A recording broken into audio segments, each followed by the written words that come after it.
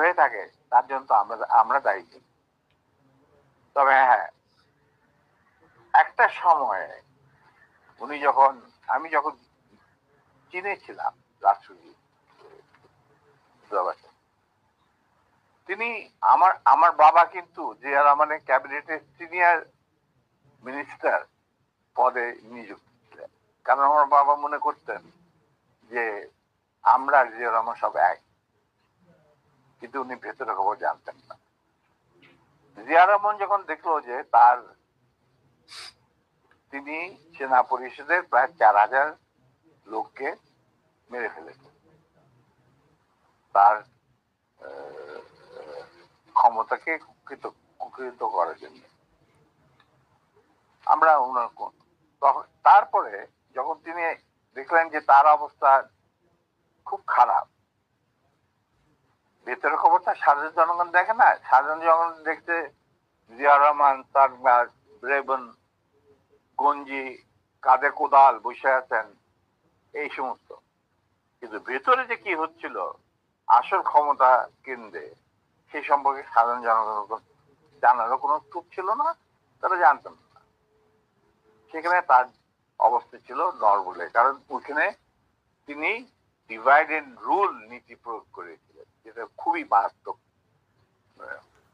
একটা হুমকি ছিল তার জন্য, তিনি হয়তো বুঝতে পারেন নাই। তিনি যখন রাষ্ট্রীয় সফরে আসেন, আমার বাবাকে deputy head of the delegation করে নিয়ে আসলেন এবং আমাকে বললেন যে let us forget and forgive, তোমরা আমাদের পাশে তারা। আমরা বললাম স্যার এটা আপনার পক্ষে, আপনার বললেন আমি কি তার তো, কিন্তু আমার মনে হয় আমাদের পক্ষে সেটা সম্ভব, কারণ এর জন্য সম্ভব না আপনি আমাদের সহকর্মীদের রক্তে যে রক্তক্ষরণ ঘটিয়েছেন, সেই রক্ত মারিয়ে আপনার পাশে যদি গিয়ে দাঁড়াই, প্রথম গুলিটা আমাকেই যেতে হবে, মুনাফেক হিসাবে। তার আমি আপনাকে বাঁচাবো বা আমরাই বা আপনাকে বাঁচাবো, সে রাস্তা তো আপনি বন্ধ করে দিয়েছেন। এটা কত সালে স্যার? এটা যে জিয়া রহমান কোন সালে গিয়েছিল মনে হয় 81, 76 না 77, সামথিং লাইক দ্যাট। ওই যে ওনার একটাই রাষ্ট্রীয় সফর ছিল চীনে, এটা তুমি দেখে নিতে পারো, আমার বইতে লেখা আছে। আচ্ছা 77 বলতে। এবং তার সাথে যে আমার কি ডায়ালগ হয়েছে 1 to 1, যেটা মধ্যে আর কেউ উপস্থিত ছিল না, পাশের ঘরে অবশ্য বেগম সাহেবা ছিলেন। আচ্ছা স্যার, আরেকটা জিনিস পরিষ্কার হয়েছে স্যার, আপনি কি একটা বলছিলেন যে কোরআন শপথ করা হয়েছিল, মানে কি কি হয়েছে? আমি বলি শোনো, এই যে সেনা পরিষদ, আমরা যখন ভারতে যুদ্ধ করছিলাম, যখন আমরা বুঝতে পারলাম ভারতের গেম প্ল্যানটা, তাদের একটা সুদূর প্রসারী চক্রান্তমূলক একটা পরিকল্পনা রয়েছে বাংলাদেশকে প্রথমে ক্লায়েন্ট স্টেট, তারপরে অঙ্গভূত করা, সিকিমের মতো। আর সেখানে লেন্দুদ্দোজি ছিলেন, আমাদের মুজিবুর রহমানকে বানানো হলো তাজউদ্দিন, আর পরে মুজিবুর রহমানকে বানানো হলো সেই লেন্দুদ্দোজি। এটা যখন আমরা বুঝতে পারলাম, তখন সমমনা কমান্ডার যারা পলিটিক্যালি কনসিয়াস ছিল ছাত্র জীবনে ধরো বা পরবর্তী জীবনে, তখন আমরা বললাম যে আরে আমাদের তো আসল যে যুদ্ধ সেটা তো হবে স্বাধীনতার পর। ভারতের আগ্রাসী মনোভাব নিয়ে যখন বাংলাদেশকে গিলে খেতে যাবে, সেইটার বিরুদ্ধে আমাদেরকে লড়তে হবে, তার জন্য আমাদের প্রস্তুত থাকতে হবে, প্রস্তুতি এখনই গ্রহণ করতে হবে। তখন আমরা ওই মুক্তিযুদ্ধের আড়ালে আমরা সেনা পরিষদের বীজ বপন করি। তো তোমার মনে থাকার কথা, যদিও Zia Rahman declaration of independence দিয়েছিল, প্রথমে তিনি নিজেকেই অস্থায়ী সরকারের প্রধান হিসাবে দাবি করেছিলেন, মানে ভাষণে বলেছিলেন। পরে ইন্ডিয়ার চাপে উনি থেকে বদলে যে মুজিবুর রহমানের ইনস্ট্রাকশনে আমি এই ঘোষণা দিলাম স্বাধীনতা। এরপরেও কিন্তু তার প্রতি ইন্ডিয়ান সরকার বা আওয়ামী লীগ সরকার কখনোই আস্থা রাখতে পারে নাই। তারা তাকে সেক্টর কমান্ডারের অবস্থান থেকে সরিয়ে এনে হেডকোয়ার্টার দাম করে এক সেফ হাউসে, মানে আমাদের কিছু সেফ হাউস ছিল যেখানে আমরা থাকতাম বা আমাদের সাথীরা সুজাত কল্যাণী, মানে এই স্বভাব অফ ক্যালকাটা একটা বাড়িতে ওনাকে না নিষ্ক্রিয় করে রাখা হতো। তখন আই ওয়াজ দ্য ওনলি, কেউ যে আমাদের আশেপাশে যায় না, কারণ উনি ভারতের চক্ষুষু, উনি আওয়ামী লীগের চক্ষুষু, তো কে যাবে ওনার সাথে দেখা করতে? তখন কিন্তু আর্মি, কারণ আমি জিয়া রহমানকে অনেক আগে চিনি, পাকিস্তান আমল থেকে একসাথে কাজও করি। যাই হোক, আমি গিয়ে ওনার সাথে যোগাযোগ করি এবং তাকে বুঝাই যে স্যার আপনি ধৈর্য ধরুন, আমরা আপনাকে সহজে হারাবো না। তখন আস্তে আস্তে আমরা বলি যে আমি এরকম আসল উদ্দেশ্য যে ভারতের, এটাকে বানচাল করার জন্য এখন থেকে আমরা প্রস্তুতি নিচ্ছি। আপনি কি আমাদের সাথে থাকবেন কি থাকবেন না সেটা আমি আমাদের তরফ থেকে আমাকে পাঠানো হয়েছে জানার জন্য, কারণ আমি আপনার কাছে সবচেয়ে ক্লোজ ছিলাম পাকিস্তান, সবাই জানে। আচ্ছা, উনি বললেন কি তোমাদের কর্মসূচি? তখন আমি তাকে আমাদের কর্মসূচি দিলাম, যেটা 25 বছরের একটা কর্মসূচি ছিল। তুমি যদি এই কর্মসূচিটা পড়ে, এই কর্মসূচিটা আমরা তৈরি করেছিলাম বিভিন্ন সেক্টরের মুক্তিযোদ্ধা এবং অন্যান্য সাধারণ জনগণের আকাঙ্ক্ষার পরিপ্রেক্ষিতে। সেই কর্মসূচিটা করার পর উনি এটাকে মেনে নেন। তো আমি বললাম যে স্যার আমাদের সমস্যা হচ্ছে আমরা সবাই প্রায় সমবয়সী, আমাদের একজন সিনিয়র অফিসার দরকার যাকে আমরা ট্রাস্ট করতে পারি, তাকে আমরা কেন্দ্র করে এগিয়ে যেতে চাই এই সেনা পরিষদের কর্মসূচি বাস্তবায়নের জন্য। স্বাধীনতার পর, স্বাধীনতা যুদ্ধ তো করবোই, স্বাধীনতার পর এই কর্মসূচি আমরা বাস্তবায়ন করব পূর্ণাঙ্গ সমমনা দেশপ্রেমিকদের সঙ্গে।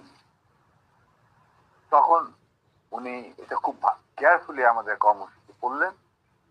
তারপরে আমি একদিন গেলাম, উনি বললেন যে আমি পড়লাম, আমি সম্পূর্ণভাবে একমত।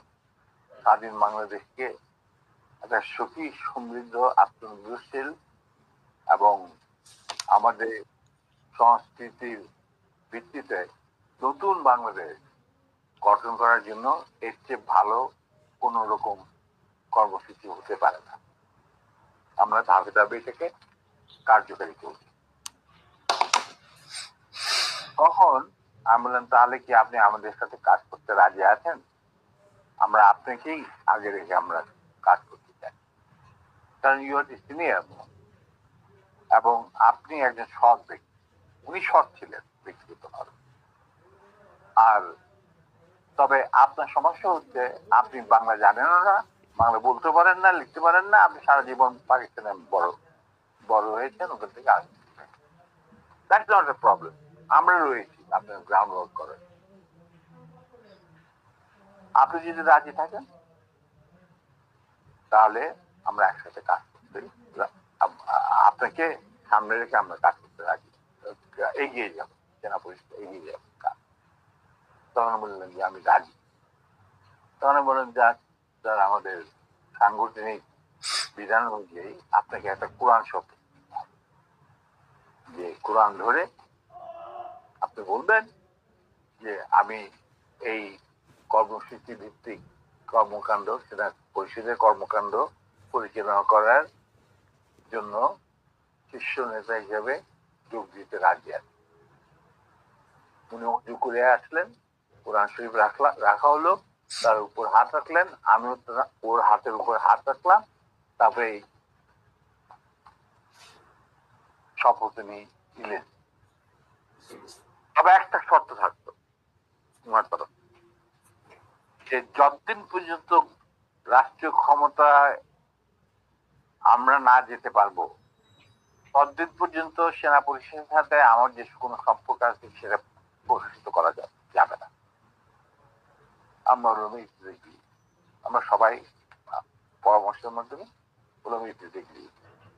বললো শুধু তুমি আর নূর এই দুজনের পারমিশন থাকবে আমার সাথে যে কোনো সময় যে কোনো অবস্থায় যোগাযোগ করা। আমি বললাম আমাদের খুব বেশি যোগাযোগ করার দরকার হবে না, তবে প্রয়োজন মতো নিত্য বেসিসে আমরা দুজনেই আপনার সাথে যোগাযোগ করব, তাও তার বাসায় অফিসে না। এই হলো কথা। তার মানে তার সেই শপথ আপনি রাখলেন না, আপনি মনে করলেন যে আমাদের বিদেশে রেখে এই ছিড়ায় ছেটায় আপনার আন্ডারই সরকারের আন্ডারে থাকবো আমরা বিভিন্ন দূতাবাসে, আপনি আপনার যাদেরকে আপনি বিশ্বাসযোগ্য মনে করেন তাদের নিয়ে আপনি রাষ্ট্র চালাবেন, চালান। আমরা তো কোনো রকম বিরোধিতা করি নাই, আপনার করবো। আজ আপনি আমার বাবার সামনে বলছেন যে তোমরা let us forget and forgive and start afresh. রাজনীতিতে বা রাজনীতি হলো দাবা খেলা। দাবা খেলায় একটা চাল দিয়ে চাল আবার পিছনে নেওয়া যায় না, চালের আগে আপনাকে চিন্তা করতে হয়, কিন্তু একবার চাল দেওয়ার পর আর সেটাকে ফেরত নেওয়া যায় না। আপনি how can we start A fresh? সম্ভব নয়। এইভাবে আমাদের মিটিং শেষ হয়ে। আপনাদের ওই 25 বছরের পরিকল্পনাতেই কি শেখ মুজিবকে ক্ষমতাচ্যুত করার পরিকল্পনা ছিল? অবশ্যই। শেখ মুজিব কি? Sheikh Mujib was a major player to implement the Indian design over right right right G sir. কিভাবে তুমি দেশে মানে জাতীয়তাবাদী ভিত্তিতে নিজের সংস্কৃতি, নিজেদের ঐতিহ্য ভিত্তিতে, নিজেদের ধর্মীয় চেতনার ভিত্তিতে তুমি বাংলাদেশ বানাবে কিভাবে? How how it is possible? এটা এই প্রশ্নটা তো আমার মনে হয় তোমার করাই উচিত ছিল না। এটা এটা করার উচিত ছিল না কেন, এটা করলাম আপনার মুখ থেকে শোনানোর জন্য। এটা শুনলে হয়তো অনেকেই মনে করতে পারে, যেমন আওয়ামী লীগ হয়তো এটা নিয়ে কথা বলবে যে জিয়াউর রহমানও তাহলে তাকে ক্ষমতাচ্যুত। আমি কিন্তু এখানে হত্যা করার কথা বলি, আমি বলেছি ক্ষমতাচ্যুত।